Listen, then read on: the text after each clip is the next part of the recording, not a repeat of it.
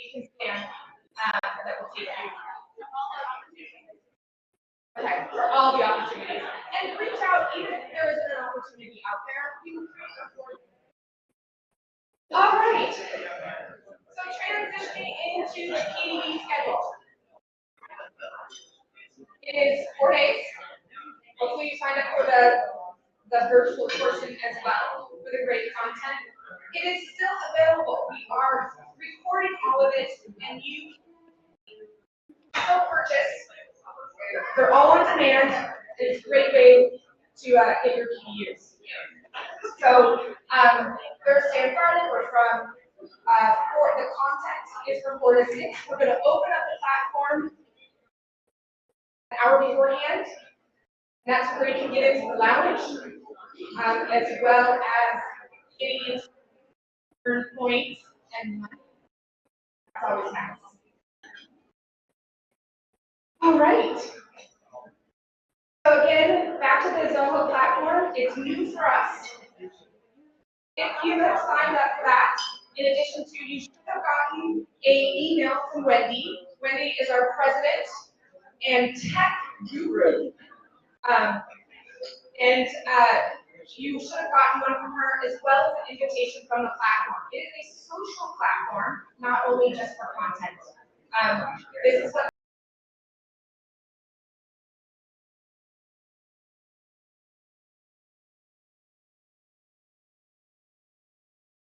PMI purposes.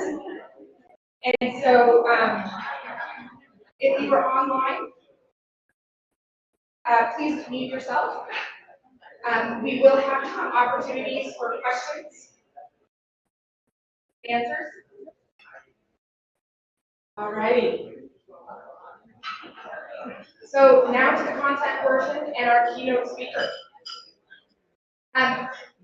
I would also, again, like to take the opportunity to and all of the volunteers that spent their time on my committee stand up. I really want to give you a heartfelt thank you so much, as well as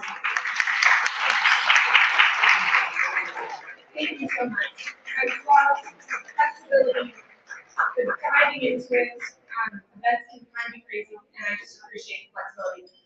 I'm also welcoming Neha, another one of our wonderful volunteers, to the stage, and she is going to introduce our keynote speaker. Welcome.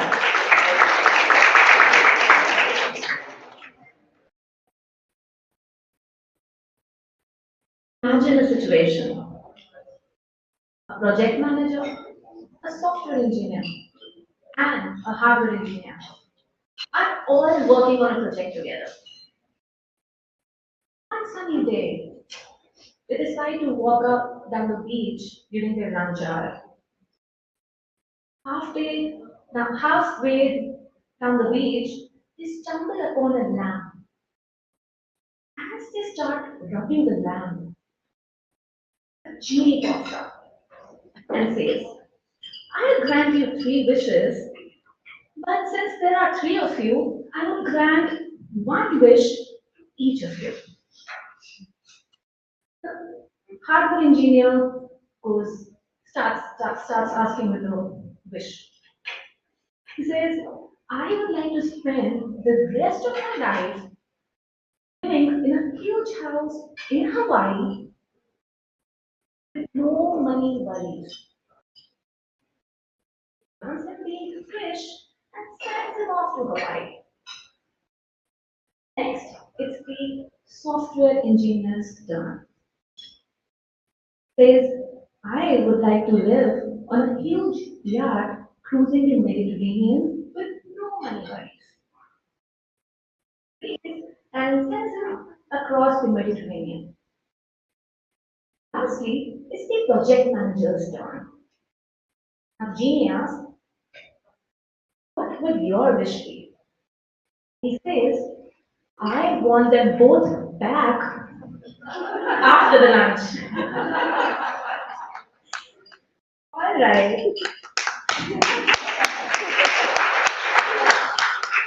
We have an amazing speaker coming up this evening, McMillan, who's the feisty PM and a great coach, Vision One mentor with PMI, a PM thought leader with 30 years of experience driving leadership growth, communication, and interest holder management. Passionate about diversity, equity, and inclusion, Amber fosters environments where every voice sparks innovation and transformation, empowering teams to embrace challenges and grow. Is dedicated to advancing the profession of project management by leveraging technology to benefit humanity. We'll be talking about projecting the future of project management. Ladies and gentlemen, put your hands together for the 5 PM Amber McMillan.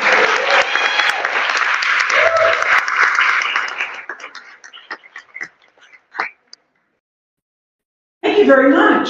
Look at, I even matched my picture. Did you know that? I thought, just in case I got up here and you weren't sure who I was, I would meet. No.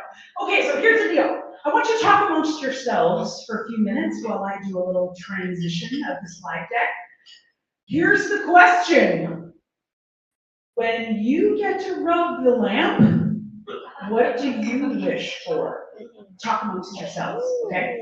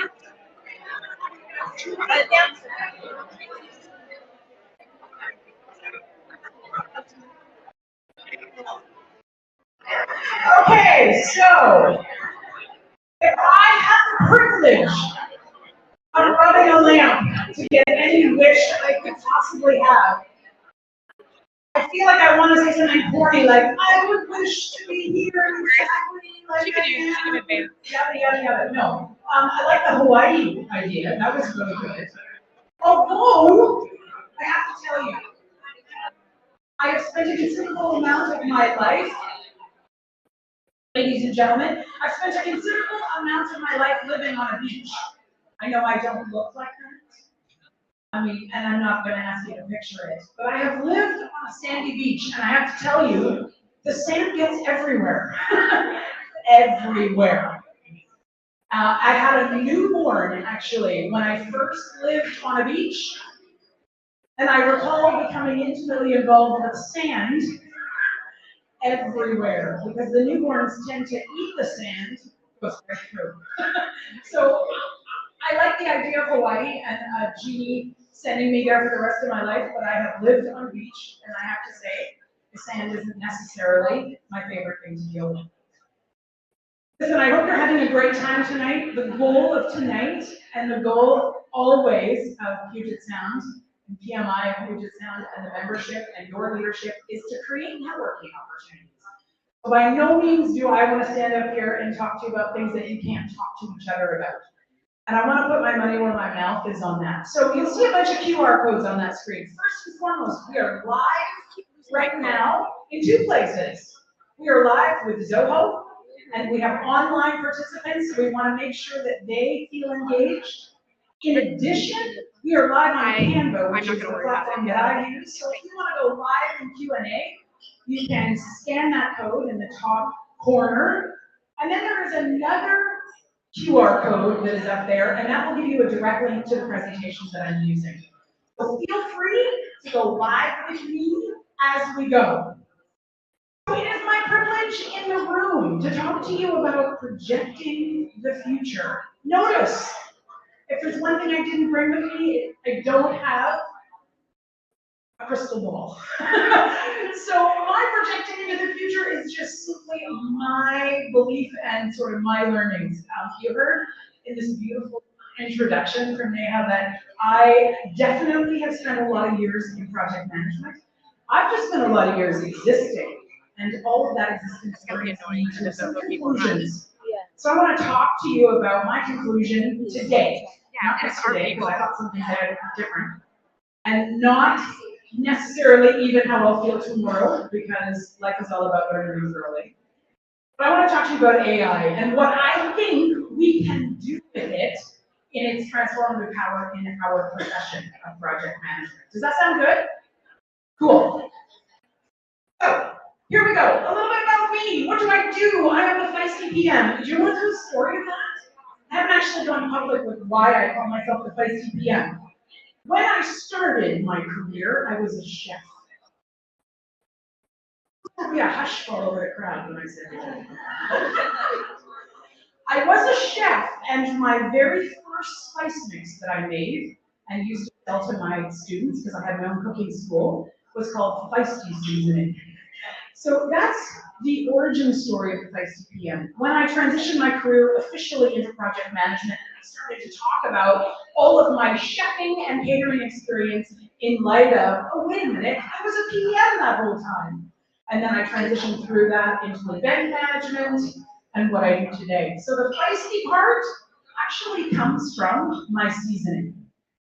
That being said, it's probably also the red hair. Because a lot of people take one look at me and go, oh, I can't, because there's feistiness. In fact, I have to tell you, my partner is in the room. He doesn't usually come to these things. But yesterday, we celebrated 32 years of marriage. Shockingly.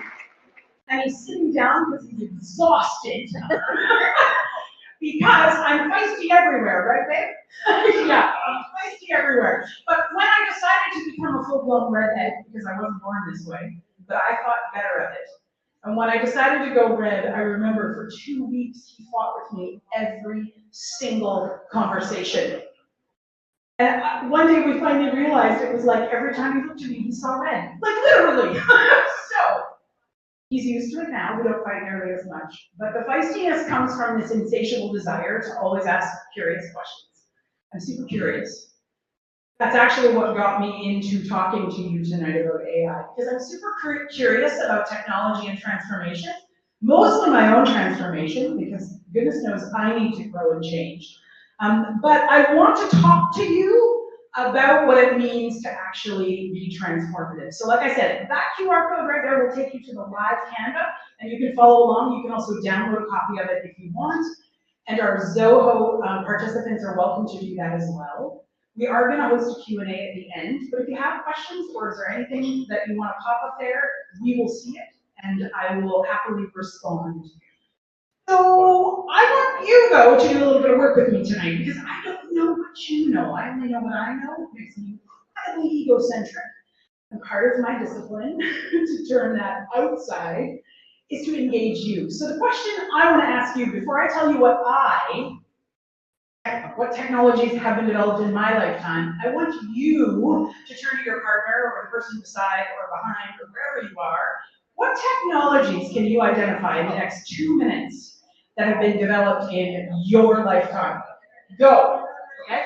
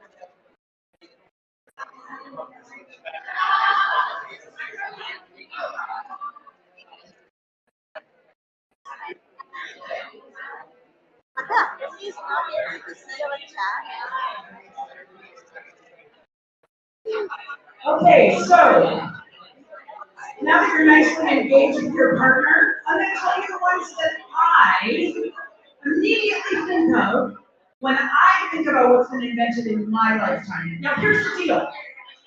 Guys listening, I'm just going to give you a little piece of advice. If that conversation you started is so engaging, you can't stand it, then I literally want you to stand up and go and be outside in the hallway. Because here's the deal. I don't want you to lose your space, and I don't want to lose your conversation, but there are other people here that might not want to be a part of it. Okay? So did you hear earlier? I know Julie told you, if you want to get up and mingle, we want you to do that. But if you want to continue that conversation about technology, let's just make sure that we head towards the back. That would be really helpful for those of us here. Here's what I thought of. I thought of the internet, social media, smartphones, email, DNA sequencing, which I'm super fascinated by. Satellite GPS. I wouldn't know how to get anywhere if I didn't have satellite GPS. What else? Any other things come to mind? I mean, this is not, yeah, at the back. Very cool. Voice over IP, nanotechnology.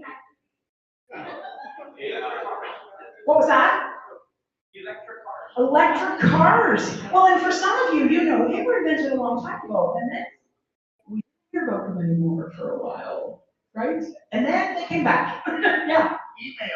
Email, yeah, definitely. How many of you have more than a dozen email addresses? Oh, just me then, huh? Yeah, it's a lifestyle, it seems. Also not a very effective communication tool anymore. But these are some of the things that I know I have seen invented. What I didn't want to put on there, but I should also say, is color television. Because when I was born, we didn't have it. When I was born, I literally remember TVs were black and white if you had one, and there was 1.5 channels. Do you remember that? And I also remember where we would have to, we had an antenna that was attached to the house, and you'd have to scale up it and move it around and yell out the window a little more to the right and like wait to see. Some people are not. I'm telling you my age by that. Needless to say, a lot of stuff we didn't have when we started out on this path, and we do now. But did you know, also in most of our lifetimes, albeit probably all of our lifetimes, we also have AI. AI was invented in 1951. Nobody ever believes that because they think, well, no, it just happened like 2-3 years ago. No, our access to it changed a few years ago, but actually the first AI program was written in the 50s. And the 2 gentlemen who were instrumental in that, actually there's one gentleman in particular, they both won the Nobel Peace Prize just this week. One of them is in his 90s, and they were instrumental in forming what we now call AI. Just super cool.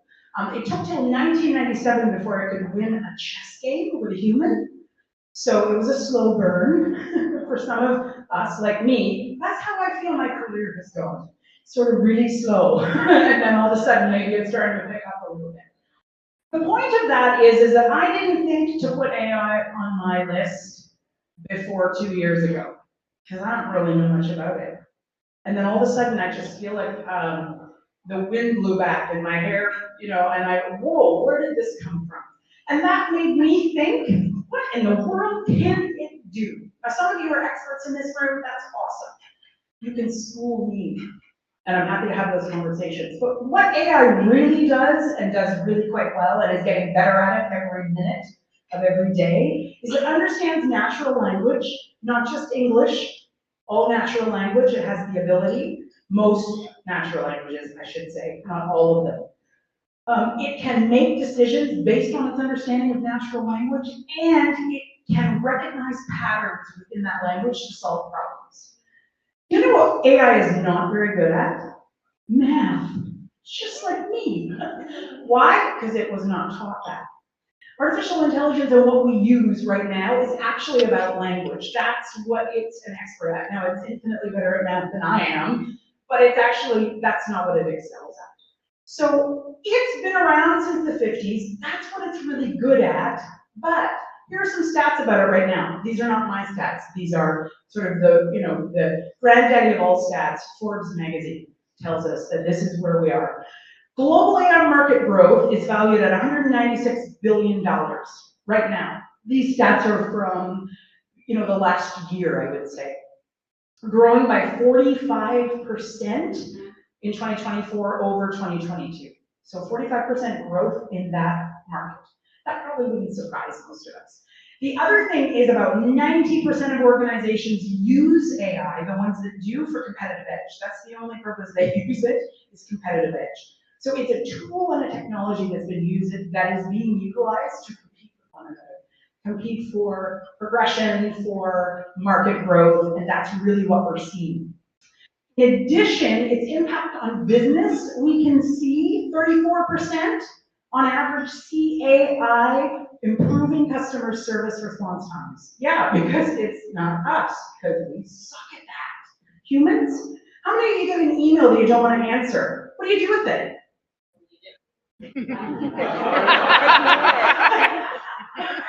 I'm like, that's exactly what I want to do with it. I'm just going to say it's a slow response, right? Hopefully, we might delete it, but it's a slow response. AI doesn't have the same problems. It doesn't have the same human bias necessarily yet. And 25% believe that AI will streamline or is in the midst of streamlining operations. And that is what? It's taking money off the bottom line. It's reducing costs. So this is also really advantageous when you're using a technology to compete with one another, to get better at. And then finally, AI in marketing, 40% on average concerned about AI automating marketing tasks. Now I talked to someone in the room tonight, a marketing person. And yeah, AI automating marketing, what does that mean? It means the environment shifts, the industry shifts, doesn't necessarily mean it goes away, because that same group see the majority of AI's advancement in marketing as an enhancement, with only about 30% believing that it's going to have negative effects overall. So what that really means is that it's leverageable, particularly in marketing. But probably the biggest stat of the night is this one. Right now, about 77% of all everyday devices carry AI. That means in this room, wouldn't that be fun? I'm not going to do it, but if we counted all of the tech devices in this room right now, all of them probably have AI in them. Now that doesn't mean you uploaded AI. It means it exists there because of the apps you're already running, and those apps have AI technology either built in or in the midst of using it in the back end.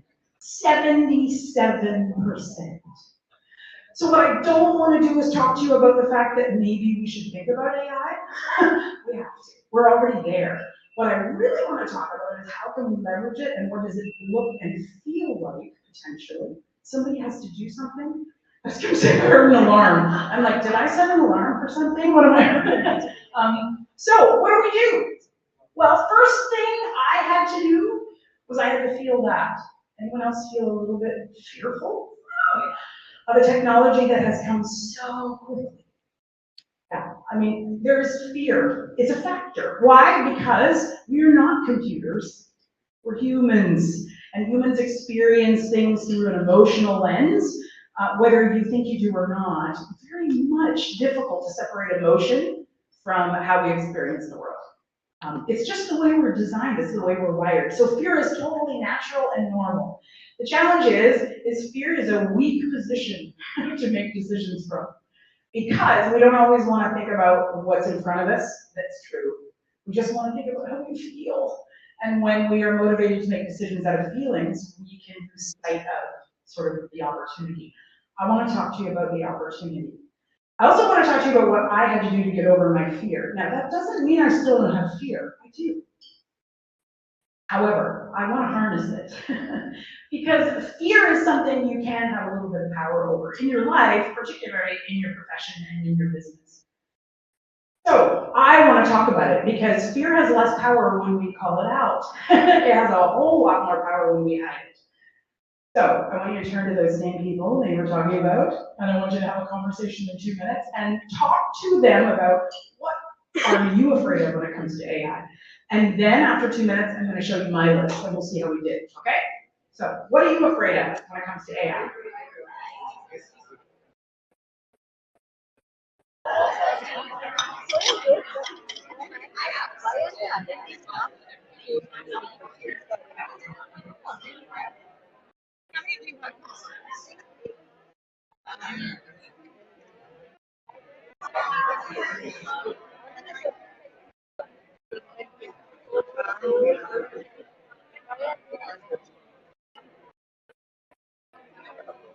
I mean, 8 people.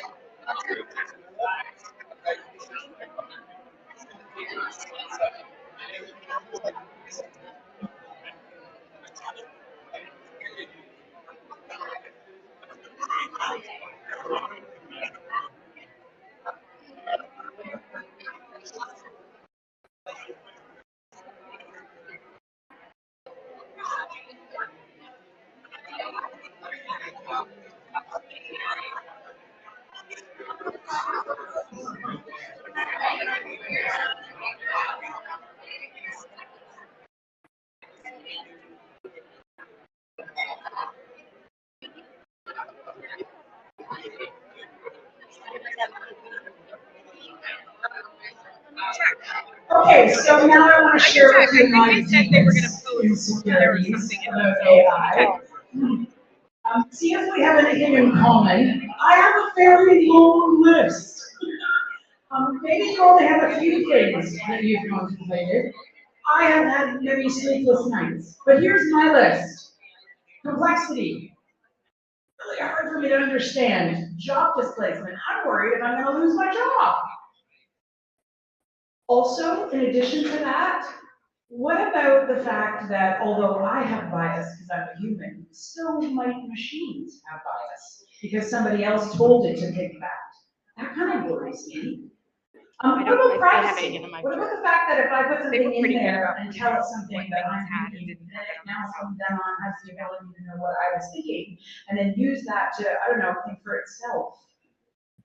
Which means I have a loss of control over, I don't know, a whole host of things. Particularly if I load my own raw data up into some of these language models and it learns from them, doesn't it technically mean that what does that partnership look like? That makes me slightly afraid. Also, is it reliable? If the lights go out, I'm pretty useless. If I don't have power, my heart goes out to the many, many people that I know and love in Florida right now. I know they are absolutely, without a question, about to endure something that probably none of us can imagine. They're going to lose power. When they don't have power, all these things aren't at their fingertips. That makes me fearful for a lot of things, particularly when the lights go out. But in addition to that, it makes me realize that there's a human aspect here that you just can't take away. Because the humans will always be left. And I send all my prayers and good wishes to Florida. It's in my heart and it's in my mind, even tonight as I stand here with you guys. lack of understanding how AI performs, what it's going to do with the information we give it, and then also my lack of understanding of how do I use it, because I don't know how to code. Actually, I should reinstate that. When I was a kid and we didn't have computers, because we didn't, I remember getting, I'm going to date myself, I remember getting a computer from Radio Shack, for some of you, if you ever remember Radio Shack, and I remember it had a cassette tape. See, we're gonna talk later. I had a cassette tape, and I literally remember coding my first program, and I named it More or Less, and it was a number game, where you could guess a number between 1 and 100, and so I guess I have coded, it's been a long time. So my understanding pretty narrow. And security, which is different than privacy, because I feel like there's data privacy, and then there's the security of what does it know, and what's it going to do with it. And by it, I don't even know what I'm talking about sometimes. Who is it? And do they all talk to each other? Right? Does ChatGPT like hang out with Claude after work, and do they like chat it up and share?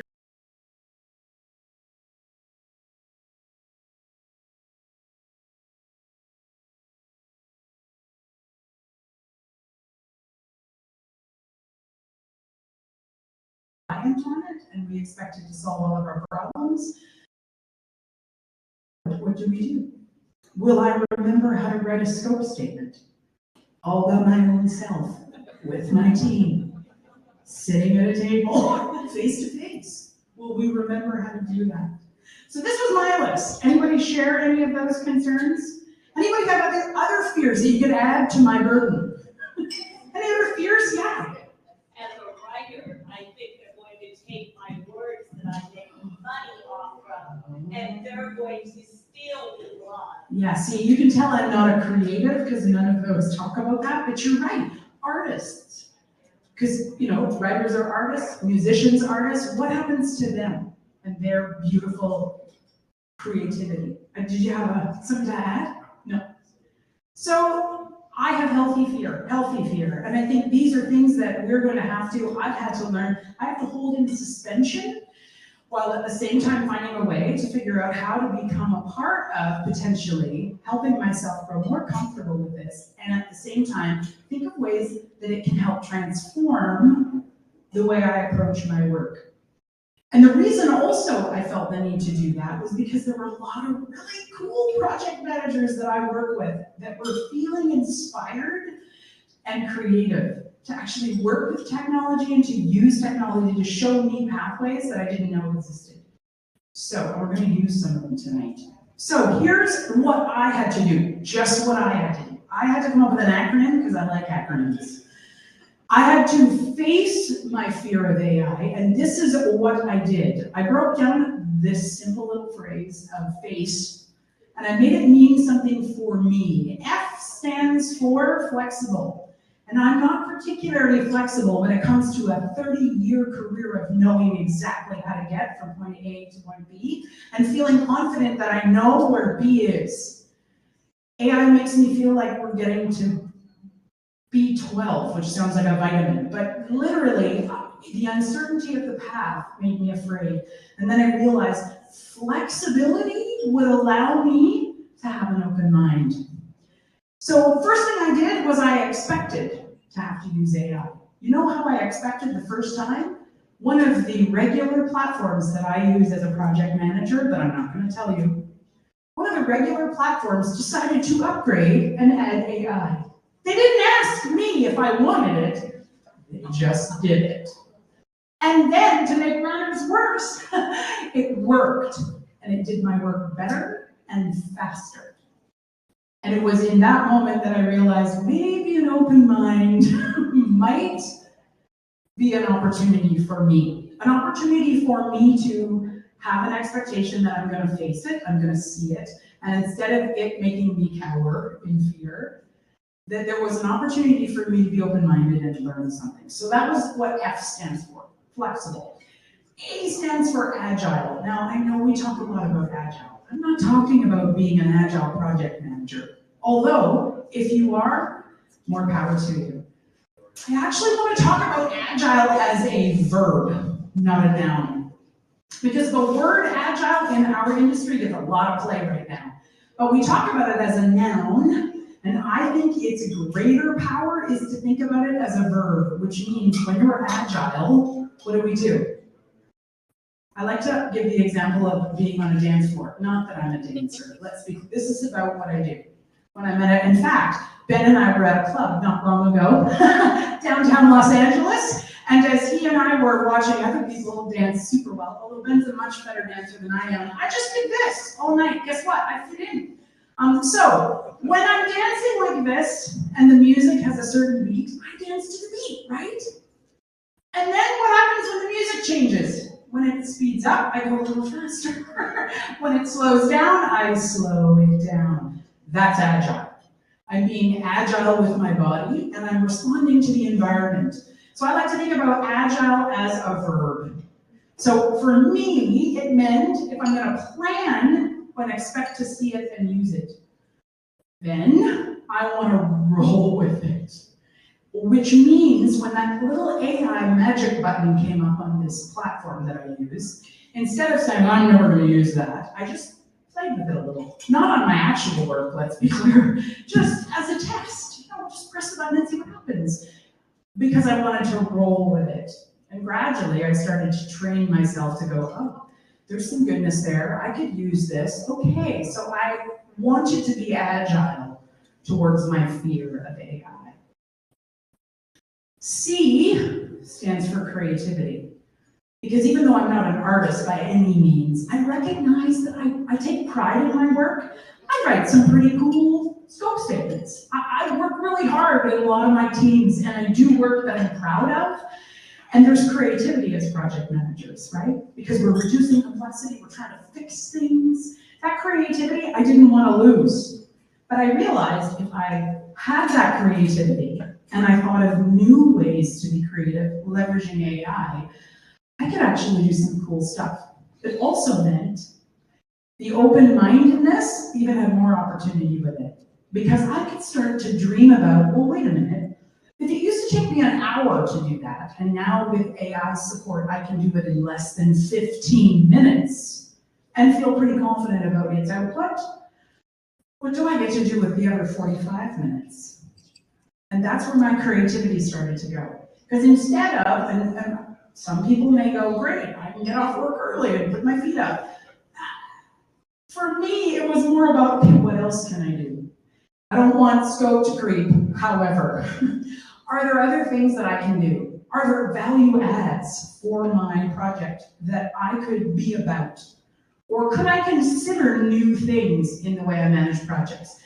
That's just how I wanted to view it, so that I was less afraid of how AI was maybe going to come and take away my creativity. What if I could leverage it and be more creative?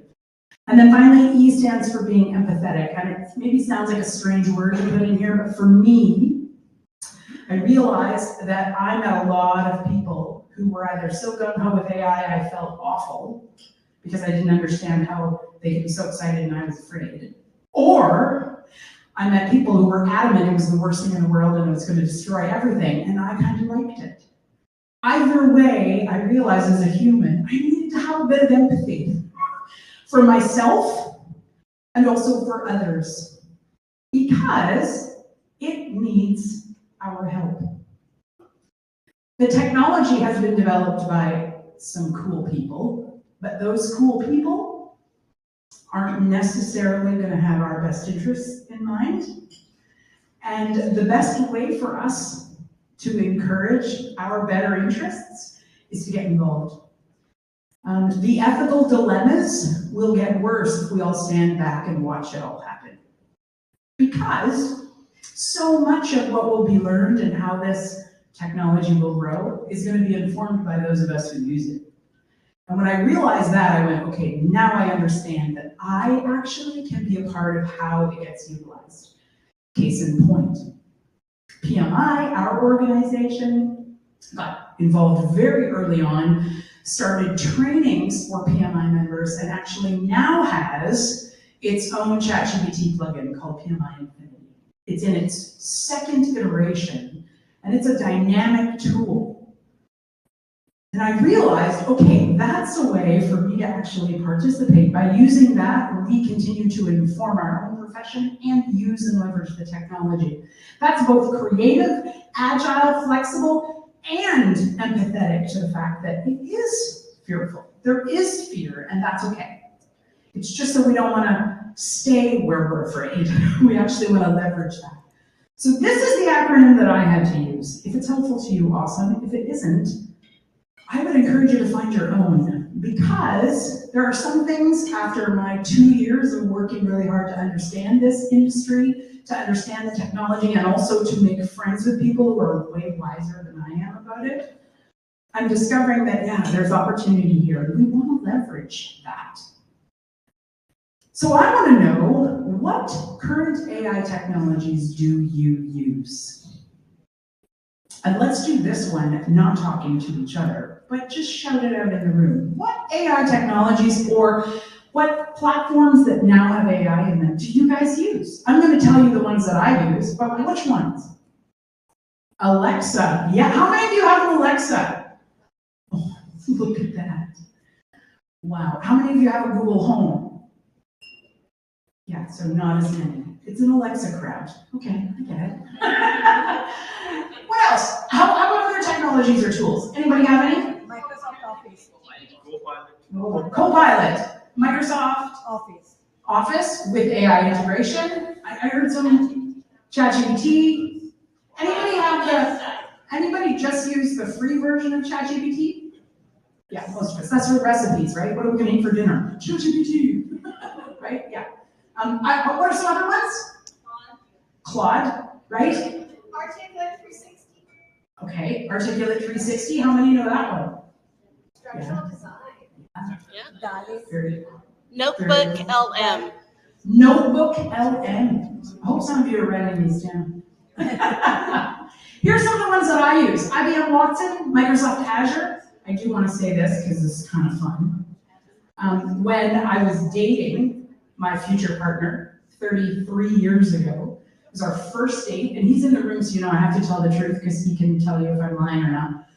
We were met at university, we were on a walk, we'd been friends for about, 5-6 weeks, and we were on our first date, and we're walking along a railroad track. It sounds kind of dodgy, it wasn't, but I literally turned to him and I said, do you have any objection to naming your firstborn daughter Azure? To which, what did you say? What? That's exactly what he said. Fast forward, our firstborn child's name is Azure, and they are 25 this year. So, I didn't realize that Microsoft Azure was going to happen. That was like, but I just want to go on record that 33 years ago, I had my name picked out, and it was Azure. Anyway, that's an aside. Oracle, how many of you use Oracle? Yeah, a lot of work environments. Gemini, Google Gemini. Some of you maybe, not a big fan of Google in the room, I'm noticing. That's sort of a California thing, maybe? Google. We're in a tough room for Google, I get it. Yeah. Notebook LM is Google. Yeah. Jira? Yes. Yeah, Atlassian does a lot, right? Because they have a lot of other tools. Jira, yeah.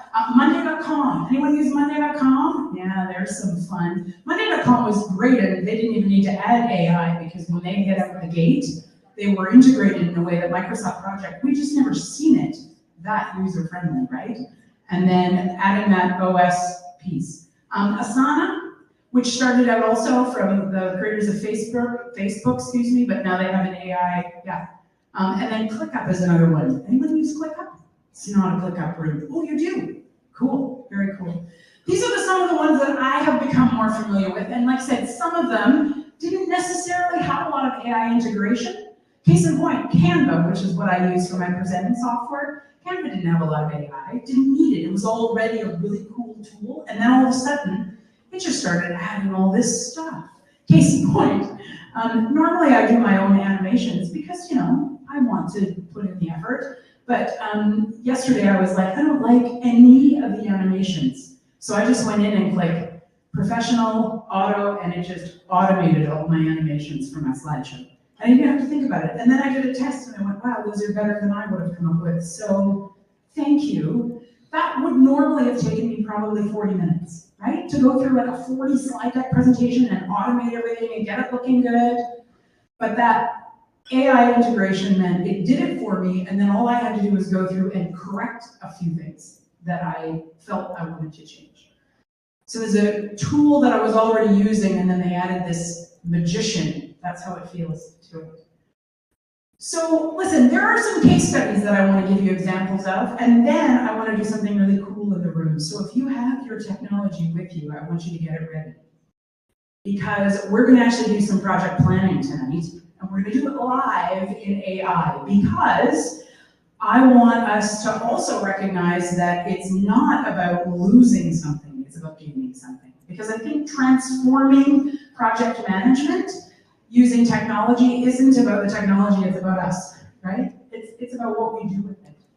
So a couple of case studies. First of all, the healthcare industry. IBM Watson Health is changing some health environments in a dramatic way, and it's doing it because it's using predictive analytics at a speed with which humans just haven't been able to do. That's the only thing. It's not that we can't read the data. It's not that there maybe isn't that, you know, that one person that works at that hospital that's been there for like, you know this person. Maybe there's a couple of them, they've been there forever, they know everything, but they're either retiring or they're retired. And when they walk out the door, what goes with them? Tribal knowledge. Tribal knowledge. Well put. There's that creative writer over there. Don't give that away to AI. No.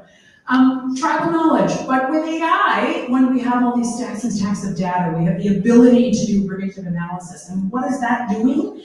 It's allowing patient care to change, not because there are less doctors or less nurses, arguably in some environments perhaps, but what it's doing is it's allowing for patient flow, staffing optimization. The resource allocation in healthcare is massive. And I come from Canada.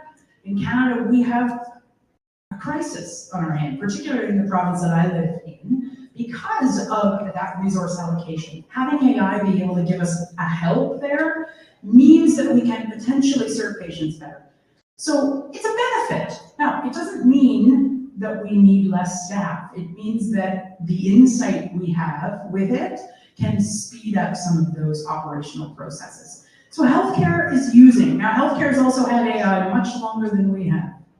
Remember, you and I only saw this hit the public market in the last couple of years. But AI has been around since the 50s. And there's been integration in a lot of these industries long before. So some of you have worked for them and you've seen the power of this technology, but now we're seeing it exponentially. Then we have higher education. I'm a university professor, I do a lot of teaching, and what I recognize about AI in those environments is they can give enrollment management a real boost. For the same reason, in that they can scan data, they can actually take the human element out and scan the data and then present back to humans. This is what we see, and then humans can go, yeah, but you missed this, this, this, and this. And so we fix the things that AI missed in the human aspect. But so much of the heavy lifting has been done. And Arizona State is using this, and what they have seen is it's allowed them to optimize their course offerings because they've been able to scan massive amounts of data and recognize where scheduling and or course offerings are going to be more appropriate for where the interest lies. And that means what? The end user, the student, has a better overall outcome. That can be incredibly helpful. It also can increase the retention rates, which every university is really concerned about. And then finally, this one's fascinating. The city of Los Angeles took AI tools to help manage their public transportation projects. They did this, and they are in the midst of doing this by using predictive analytics, and it's specific in Los Angeles. Because let's be clear, if we did this in Seattle or Puget Sound or Bellevue or Redmond, and then we said to LA, here's the data, that is not going to be helpful. Because why? Because they're very different places. But because it's able to be customized, it allows them to improve their service efficiency, and it helps them reduce operational costs. Now, does it mean that there are less people in the mix? Possibly. But what it does also mean is operationally things get sped up. And so there's a balance there that these kind of organizations are already utilizing. And of course, if you live in LA, you become a benefactor of that.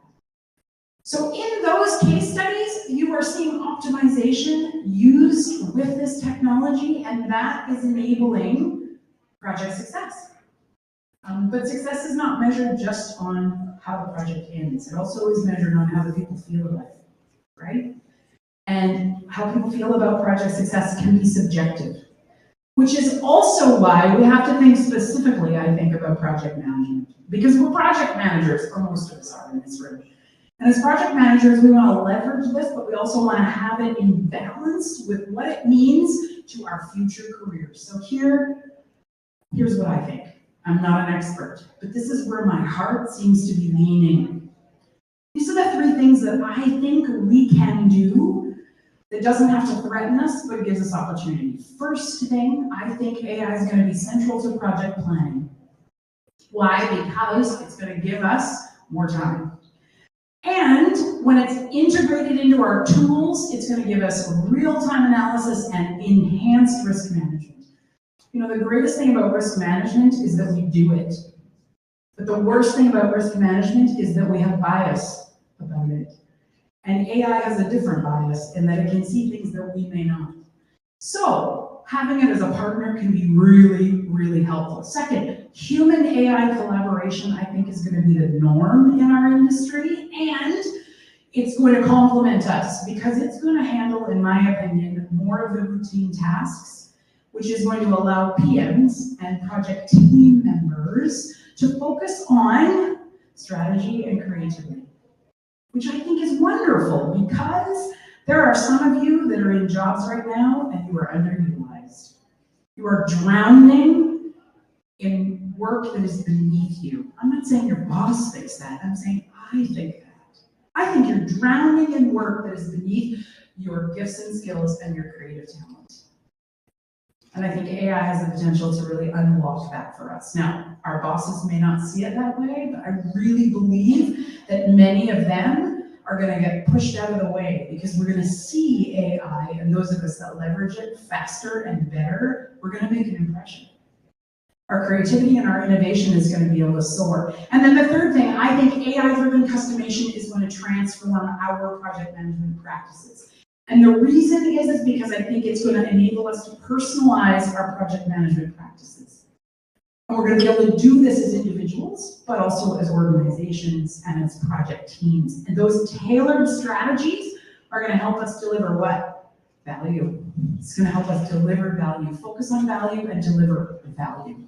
So the shorter, condensed version, better accuracy in predicting risk and complexity, I think.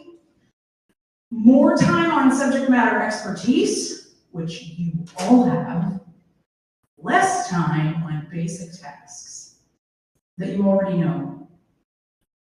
And third, tailoring is going to increase project efficiency. What we learned when PMBOK came out in the 8th edition, and for those of you in the room who maybe don't know how the PMBOK gets written, I'm just going to give you a refresher. There's about 1,000 project management professionals worldwide that volunteer to work together to develop and to augment the last body of knowledge based on what? Their subject matter expertise, their expert judgment, and their awareness of the industry of project management. They are across all industries, all sectors, all countries, all cultures. These 1,000 project managers don't get 1 cent. The beauty of not getting paid and just volunteering is that you really care and have passion to do the work. And in the last iteration of our body of knowledge, you know what project managers all around the world talked about? Tailoring. We'd never even seen that word. In every other edition of the project management body of knowledge before this version, we'd never even seen the word tailoring. And what they came to remind us and to tell our industry was, hey, tailoring is where we really make a difference because we can sharpen our efficiency when we tailor. The problem is tailoring takes a lot of time and energy, but not when you have tools that help you do it. So I really think that tailoring is going to be a huge power and impact in AI. But I want to put this to the test. So, with the people that you're sitting with the table you're standing at, with the table you're sitting at, I want you guys to pull out some sort of device. The good news is, every single one of you has some sort of device on you that's going to be able to make this possible. I am going to recommend, for those of you who are project managers, some of you log into PMIPDD because it's a great tool. And we're going to do a live project. Here's what the ask is. So our supervisor came to us last week, so we're already a little bit behind on our deadline, and requested that we develop a company newsletter. Great, just what I wanted to do, in addition to the 7 projects I already am running off the corner of my desk, right? Anyone relate to that? Yeah. They, as in our supervisor, wants a full report with an initial schedule as well as an estimate of how long it will take for the project to be up and running. And they asked last week, so I'm thinking they want it yesterday. Okay, so what do? Here's what we're gonna do. I want you and your little team with PMIPDD or ChatGPT or Claude or whatever AI platform you want to use on your cell phone. Yeah, do you have a question? Oh, you're done. Of course you are. Reinforcing my point. I'm going to give you some time to do this. This is what I want to do. I want you to build, and by you, I mean, let's see. In conversation and in dialogue with each other, build an initial WBS and schedule. You can ask for a WBS, you can ask for a schedule, you can ask for them separately, I don't really care. You're going to ask for that. Second, you're going to then, based on that information, ask it to predict the project risks and complexities and give you a list. Okay? And then the third, you're going to ask it to create the communication to your or for your supervisor. And to refresh our memories, I noticed some of you took a picture. I'll put these back up again. This is the project that we've been asked to do. Now, before I send you off in your little teams to do this, what I also want to give you is a little bit of insight on some of the AI prompting tips that I find incredibly helpful. I use AI absolutely every day of my life, and this is what I have learned. Number one, when you are prompting AI, it doesn't matter which one, be as specific and use conversational language. All of them, remember, are written to understand natural language, not, so some of you, I appreciate you're professionals, I am too, but talk to it like it's a 12-year-old. Because, arguably, if you talk to everyone on your project like they're 12, the communication will be better. That's not because we're not intelligent, it's because we're so intelligent, we need to be clear. So AI understands natural language, so really important, be specific and use conversational language. Second, after providing it with the data or the request, whatever it is, prompt it to ask you follow-up questions. Even though that sounds like a lot of work for you, it will actually result in far better feedback from it. So once you ask it what you want, before you send it on its jolly way, say, and before you do it, please ask me some follow-up questions so you can get more detail. Third thing, include as much contextual information as you have. I haven't given you much. The project, I haven't given you much. I haven't told you what organization we work for. I haven't told you how big the newsletter is. There's no budget, so we're just playing. But in reality, if you have context, give it to it. Because it's meant to use that as data points to actually bring up a better, conclusive result. And then four, don't give up. I have seen so many people that say, I tried it, but the answers weren't good enough. To which I say, how many times did you try it? Which is, well, just the once. Just remember that it learns as you go. It doesn't just learn because everyone else is using it. It learns in the stream of consciousness that you've opened up with it. That's why they call it chat GPT. It's actually a chat lane. It's a conversation that you're having. So I always say, persevere. If you didn't get a good answer, tell it. I literally say, I was not happy with that result.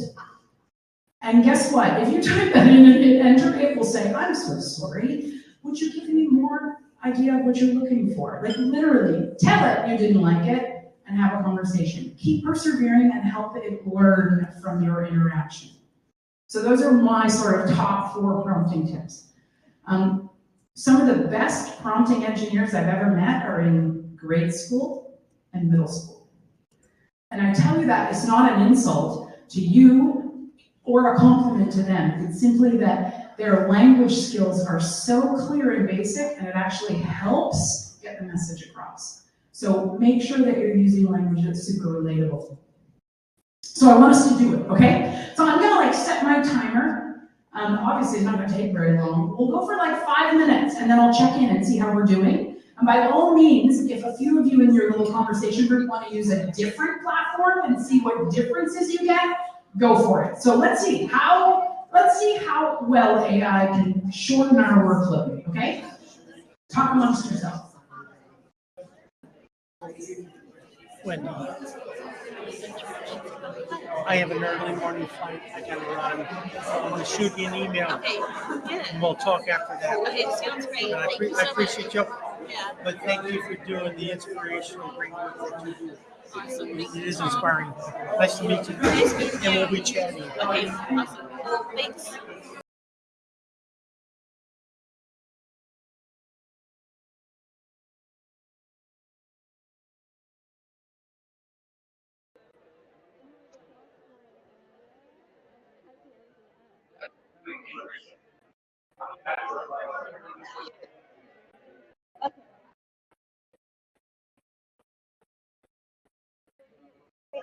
To start a 30-day free trial PMIPDD.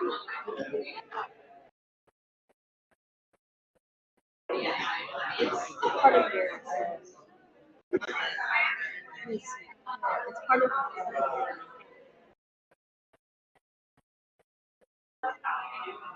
okay, with login community. I feel when I want to communicate with them. Sitting okay.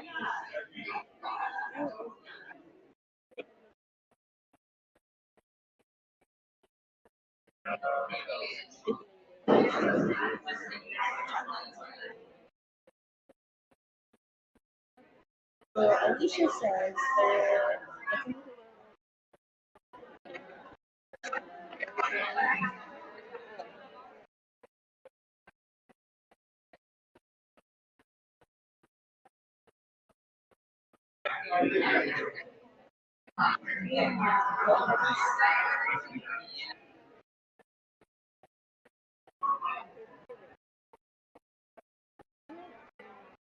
estimate of how long. That is the schedule, but it doesn't say the cost.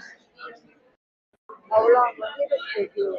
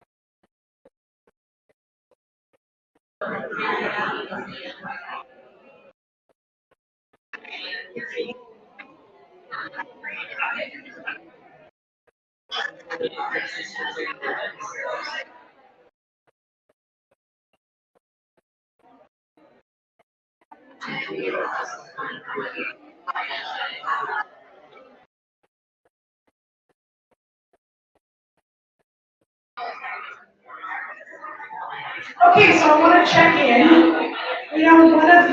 One of the tables was done before we started. Any key observations so far?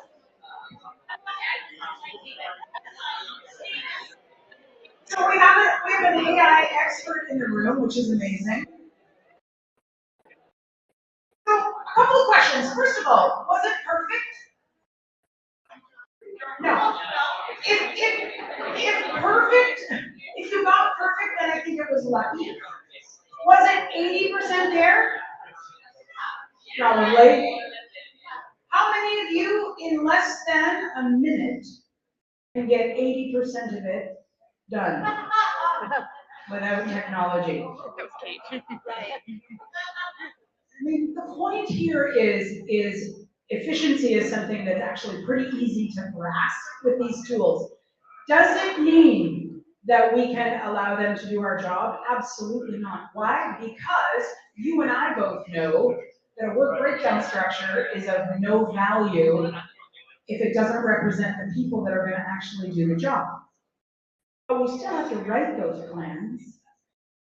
The other thing, and I'm not sure if any of you got to the communication piece, and I did do this myself with PMI Infinity, and at the end, I will put up what my answers were. I'll show you them. But one thing you will also find is that communication can actually be very helpful. So when I ran it through PMI Infinity, and then I got to, okay, based on the WBS and schedule you built me, based on the risk and the complexity list you built me, would you now write me a report to give to my supervisor? That data was actually incredibly good. Why? Because it was written in a way that I might not have written it. It was clear. It didn't have any nuance in it. There was no passive aggressiveness.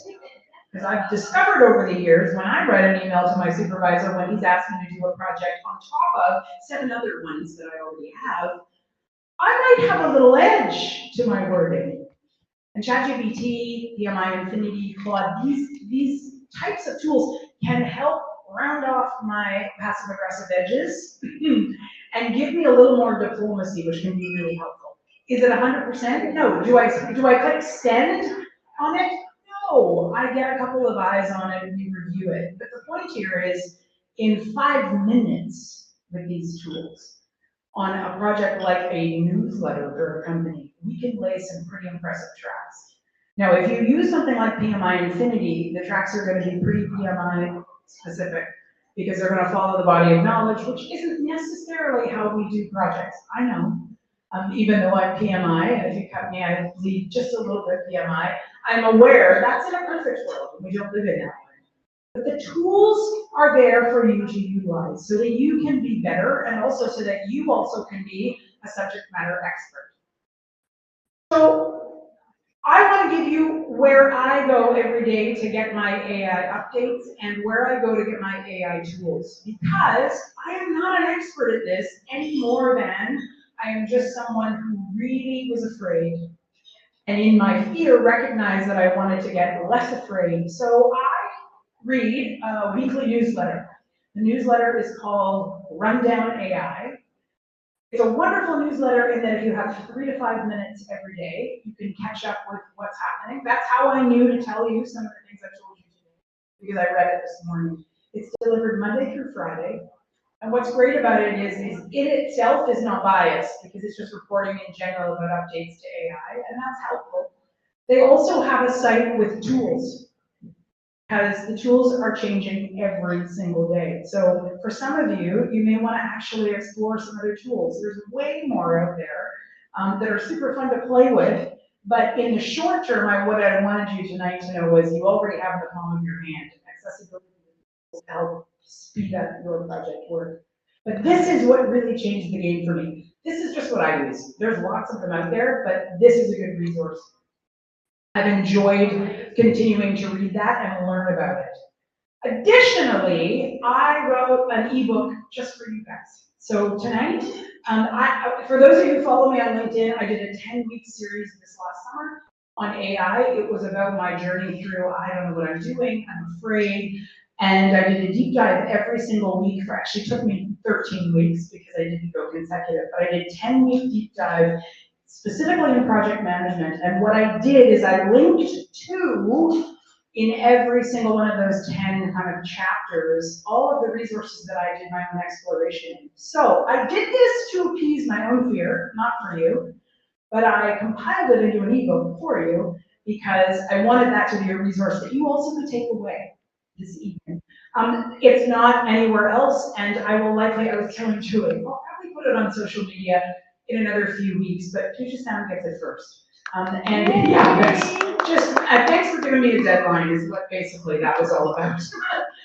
And I didn't use AI to write it, although I have to say I did compile it in Canva. So AI was helpful at making it all look a little bit better. But this really is why I stand in front of you today and what I'm sharing. This is sort of the journey for that. All of you have access to this slide deck anyway, so I'm gonna change the slide, but I want you to know that's the QR code, takes you directly to the flipbook. You can download it, or you can just save the link and go there. It's called Projecting the Future, and that's, like I said, for you guys. This is me. I write a newsletter every week.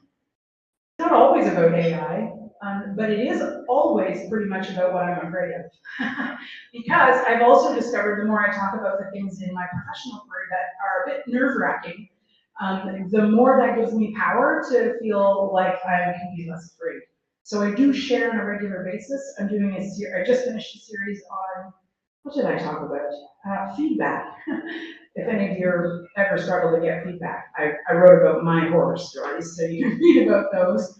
My goal for tonight was that, that I would be able to share with you, but also you would, in your hands, just feel a little bit of this power. And the takeaway always should be that you are a subject matter expert, every one of you, but your subject matter expertise is, I think, a lot of the times weighed down by tasks that you could have technology do for you. So I would encourage you to explore which ones you can use to do well. Because when you get sped up, it gives you more time to do what you're really, really good at. And all of us are good at something. All of us. I had a student say to me today, I'm doing a team project. I hate teams. Do you have any advice for me? This is what I told them. Fastest way to like the team you're working with is an inventory of everyone based on their gifts and skills. And then let everyone do what they love. And when you find the gaps, bring people in to serve in those gaps, but don't make people do what they're not good at. This is the best way to work on a team, is to actually have people serve and do what they're good at. I think AI can be a team member to help you do your job better. Because why? Because AI is malleable right now. And for those of us who are a little bit worried about it, the fastest way to get over or begin to get comfortable with that fear is to work with it. Because you inform it. You actually inform it if you utilize it. If you stand to the side, on that edge of the dance floor and you don't dance, so much of that's going to overtake you, and the fear only grows. So I would encourage you to step on to the dance floor with AI and do that. Happy to be connected. Make sure that you connect with me. Hopefully this was helpful, and also I'm not going anywhere. If we have questions, I know I want to make sure that we also hear questions from our Zoho participants, if there are any. Other than that, I'm going to pass, I think, the microphone back to Julie, and then we can have a bit more dialogue. That sound right? Fantastic. Awesome, cool. Thank you so much.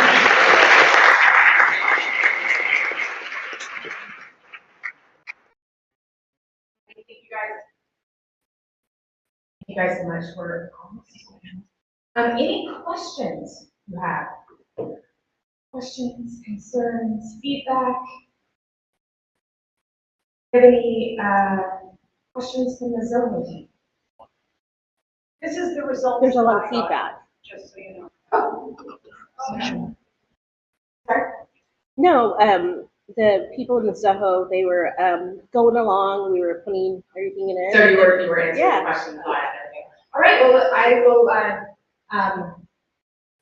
move on. So thank you again. I really appreciate it.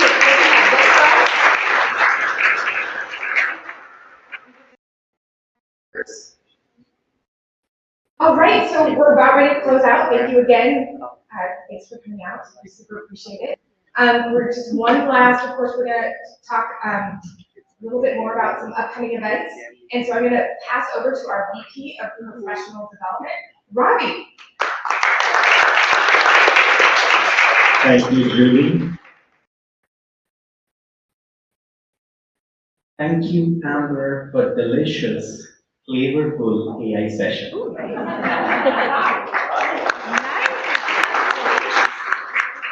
And when I say, and certainly I'm going to use this face technique to even face my fears. Yes, I do have fears about AI, but when I do correlation, I think about doctors in six. Imagine situations where doctors are told that there are machines to replace you. There are machines to do diagnosis which you were doing. And think about the fear going in their minds. Like you might have same situation as we humans face, that AI is going to come and take our job. But believe me, I'm very much confident. It's not just me, many tech CEOs, they always say that AI is not going to take your job. It's going to help us. It's going to be the great enabler. We need to find AI's strengths. As Amber said, that AI can be a good team player.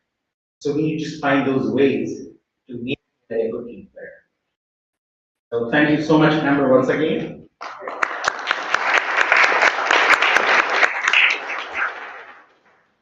Okay, so back to PPP. I have one quote to share, and this is from Mahatma Gandhi. He said once, live as if you're going to die tomorrow. Learn as if you're going to live forever. And that's what here, Puget Sound PMIP believe. We believe in continuous learning. And Amber was saying that AI was recognized by many of us. AI is getting recognized by IT industries, and we all are using AI.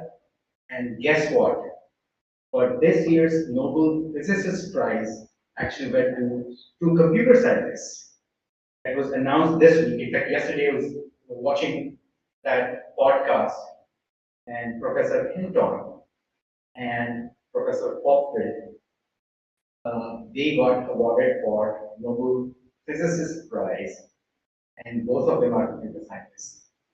AI is not just a buzzword, really. We need to embrace it. So as a PM, we have to kind of find ways to learn, find all possible avenues like this to network and learn, and then so that we can get new roles or crack different type of jobs. So with that, I just want to say thank you. Thank you to Julie for this, putting all this awesome session.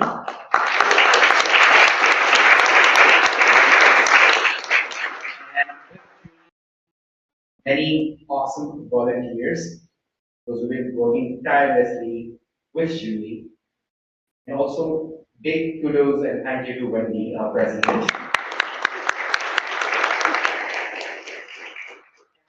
I know that I'm going to miss few names, but I want to call a few names. So please pardon me if I miss few names.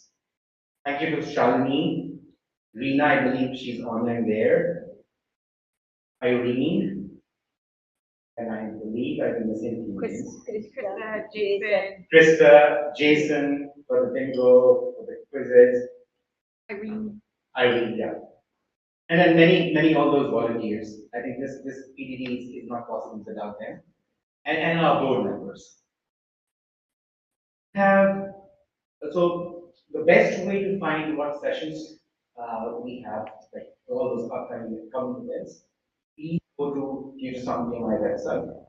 Go to the event section, you'll find upcoming sessions. We have weekly office hours, we have PNP bootcamp prep, and then all those other meetings. And for the PD, I'll come back to this one. We have a good set of sessions lined up for the next 3 days. And those are all online. So my request to all of us, please go join. And the best thing you can give us is feedback. Join, listen, and give us feedback, and we'll certainly improve next time, if not this time.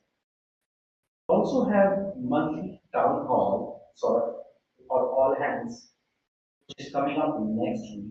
I would request all of us, all of you, to join. And this is a new series which we are starting. And the idea is to interact with board members, talk to us, put your questions, and find out what's new in our space happening. This is the link about, if you are interested to volunteer with us. I'm reaching out to a couple of you because I need volunteers in professional development, I need project managers. I have a couple of cool projects in my mind. I know that I may have to take help of AI, but I need people. AI is not going to do my job or our job. So please go to a volunteer at PSPMI. Email us. You can use volunteers at futuresoundpmi.org. You can email me or Julie. So Julie's email is there in the previous slide. Yeah. You can email me via professional development -vp at futuresoundpmi.org. That's about volunteering. So tonight's event, we have 1.5 PTUs. And this is the activity number, and that's the number. So you can use this to log your gain your PDUs.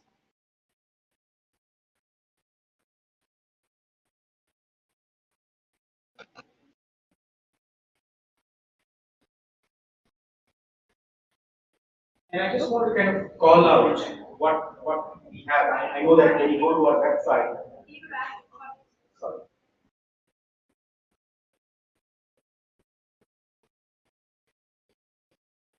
I know that if you go to our website, if you're registered for this PDD, see all agenda for the next 3 days.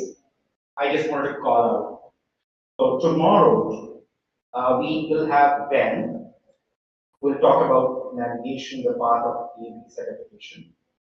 If you are prepping for PMP, that's really a good session for you to join. Next one, tomorrow we have cultural diversity and projects. This is from our own, very own. Eva is going to talk about how to succeed as a project manager. Okay. Day 3, which is on Saturday? Friday. Friday, sorry. That's okay. Day 3, which is Friday, we have Learn to Master Uncertainty from Darrow. It's actually a crash course in risk management. So if you're interested in risk management, if you want to kind of learn more, please join that on Friday. On Saturday, we have 2 sessions. The first one from Kyla, it is about your toolkit for building a powerful brand as a project manager. That's really a good one. If you want to understand how you can build your brand using social media tools like LinkedIn, please join that. And we're going to close it with a bang, which means that a masterclass session, a masterclass workshop on managing stress and well-being and success by that trend. That trend, you got it. Thank you. So that's all about PDDs. And once again, thank you. If you have any questions, please let us know. Stay, network, and then come to us if you have any other questions or any other volunteering opportunity, interest if you have, do let us know. All right, thank you again, and you're welcome to come around. And hope to see you at another event coming soon. Thank you again, and thank you all.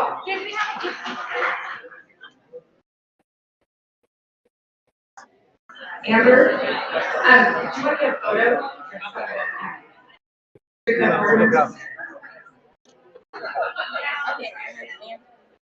I think they're getting. We're gonna stay till whatever. Are they still live? Yes. Hey everyone. Hey over here. Right, yeah. Oh my god. I lost my phone.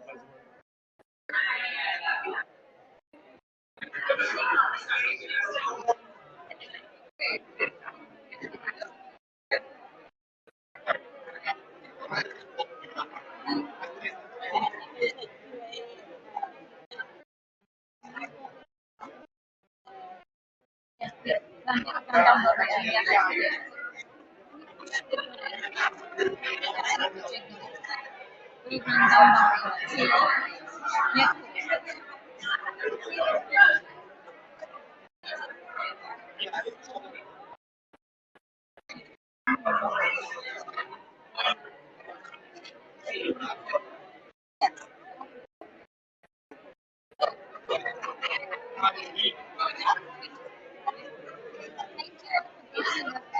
going to post that.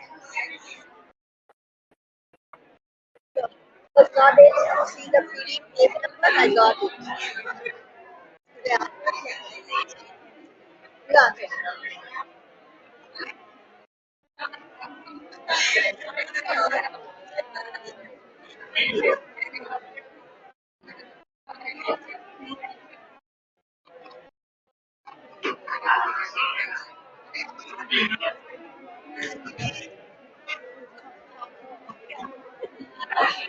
Thank you for joining us tonight. Hope you had fun, and we are waiting you for our next PDD event that are going to be in PS4.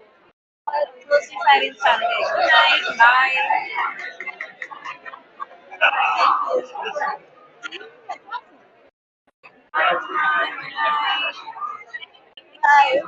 Bye.